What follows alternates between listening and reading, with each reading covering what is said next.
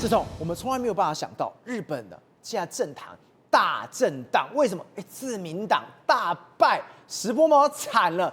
为什么惨？我们一看才知道，他们有个极右派的小党突然崛起起来。我心里想，他到底用什么方法，用什么秘技可以起来？没想到竟然是学川普。对，川普说什么？我要让美国再伟大，我要让美国相当，让美国人富起来。没想到现在日本的这个极右小党也是日本优先，日本富起来。没错，我们现在看到这个人叫做神谷忠弼。那神谷忠弼来说，他这一次的这个日本参议院的改选里面来说的话，他几乎是扳倒石破茂一个非常重要一个人。因为嘛，事实上原本这次石破茂希望能够拿到这个50席嘛，就没想到因为这个参政小党拿了太多席，导致了自民党的席次萎缩。为什么？因为他过去只有1席，那这次一口气拿到了14席。变成是成长最多，从1席到14席。对，那他成立才5年左右，所以变成是这一次自民党败选的最重要原因，就是因为神谷忠弼他的参政党拿了太多席。好，那你想他为什么一口气拿了这么多席？你知道他事实上5年之前来说的话，他其实还是才刚这个入政坛成立没多久之后，但他这次主打什么？主打日本人优先，对，就 Make America Great Again， 那是川普的想法，他是说日本人优先，然后他什么？他就类似什么歧视、限制外国人，然后反对全球主义。这个不是都跟川普很像吗？所以人家就说他是日本的川普，就是这样子，而且还真的是有用。对，没错。那为什么？你看他的标语，他标语都学这个川普。你看，让日本人富起来，对不对？守护日本人。培育日本人，反正什么都讲到日本人这3个字就对了。好，那这3个字讲下去的时候，他很多他的造势里面来说都是年轻人，在20到30岁，然后支持者大家都是因为对这个主流政党自民党失望的，所以很多大量的这个手头族就来了。好，那因为他现在当选之后呢，你知道他第一个要推什么反间谍法案，也就是说他们认为说，目前很多外国势力渗透啊，然后我要我的这个竞选承诺我要实现啊！他说，外国人正在无声无息的入侵日本，购地、收购企业、资金渗透，还有到大学研究机构。那最严重会危及国家安全。这个不就是川普的套路啊？对，那他讲的是谁？他讲的当然是日本人啊，是中国人嘛。所以你知道他事实上他讲的非常多，都是在跟这个所谓中国呛虾。你看，包括说，你看减税。然后日本再复兴，外国人反对食品安全，削减医疗制度，这都跟这个川普的政策是非常像的嘛，哈。那我们就想，实际上他为什么能够崛起？他崛起跟川普也很像。我们都说川普不是自己有一个这个 True Social 真人秀，自己有一个真人秀，对不对？那他也是一样哦。你知道他从最早他就开始拍影片他是一个 YouTuber。对，那他从什么时候开始拍？2013年到现在2025年，他已经拍了12年。那12年里面，他就用这个 CH Graham Strategy 这个账号，然后他一共这个拍了，你看他有48.7万个订阅者，然后拍了3327部，然后常常就是会找人来啦，跟他一起谈啦，讲什么内容涵盖什么历史啦，然后历史修正倡议，还有什么传统养儿育女等等一大堆，他都用这样子累积了非常多的，而且他的讲法跟川普一样。你知道，因为我们知道网络上面的讲法就要简单易懂嘛，让大家都能看得下去，所以他的讲法都非常简单。我们知道，事实上很多日本人的这个政客都这样。你看，我跟他讲，你看他的讲法，我不知道大家有没有看过石破茂，石破茂就一副老油条，讲话很慢，这样的一个状况。那你看这个神谷忠弼，我讲的还有活力的，有力，就让他觉得说，日本有精神，而且又年轻嘛，对，所以他就因为这样。那他事实上，他跟这个自民党也有渊源哦。对，照你知道，他原本一开始是谁？他原本一开始是，你看，安倍安倍，他其实一开始是在自民党，对，然后获得安倍的这个支持。那但是因为后来他就离开，因为他们当时没有当选，后来就离开了这个自民党，这个在小党之间。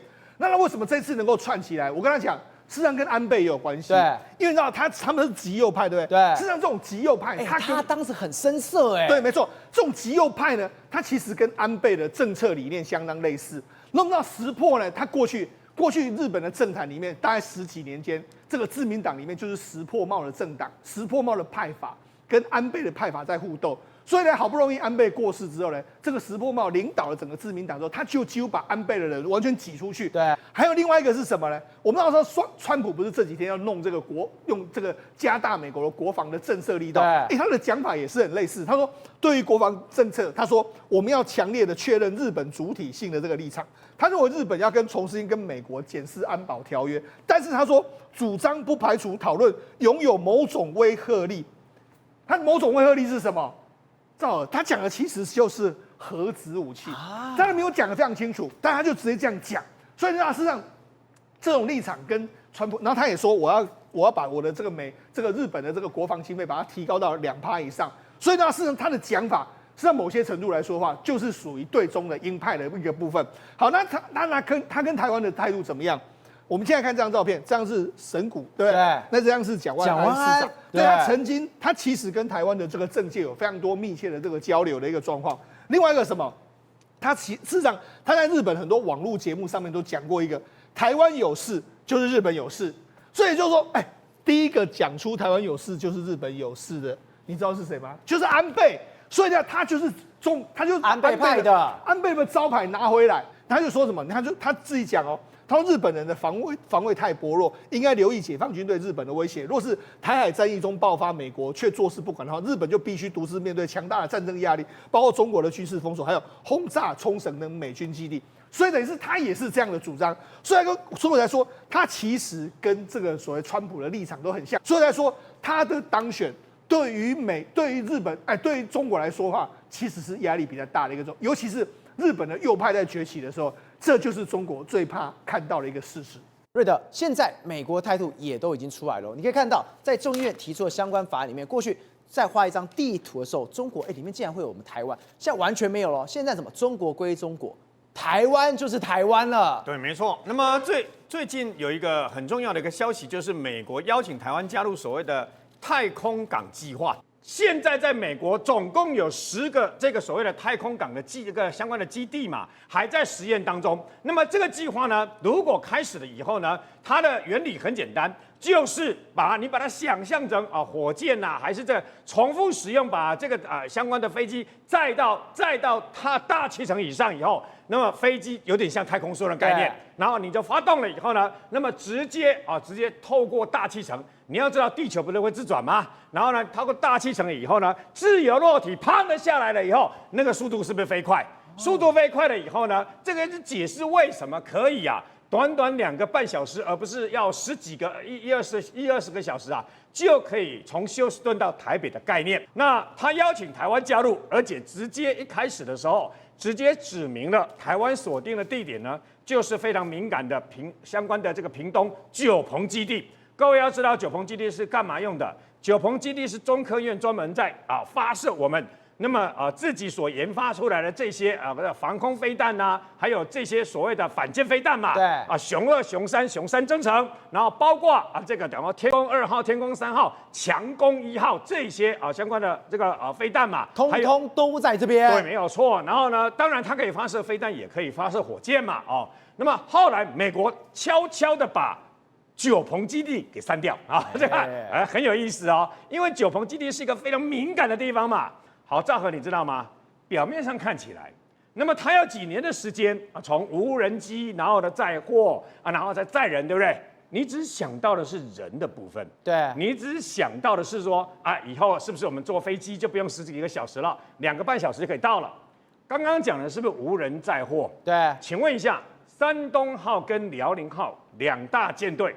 为什么一起到花莲外海的太平洋那个地方，并列在这个等于说我们花莲外海的太平洋？因为它就要阻止美国的相关的航母舰队来救嘛。对，这叫拒止嘛，把冰层这个等于说海上，让你过不来，对不对？那么台湾是不是会被封锁，对不对？我请问各位，你有没有听过以前？中共在发展东风飞弹的时候，常喊一句话，很得意洋洋的说“关岛快递”。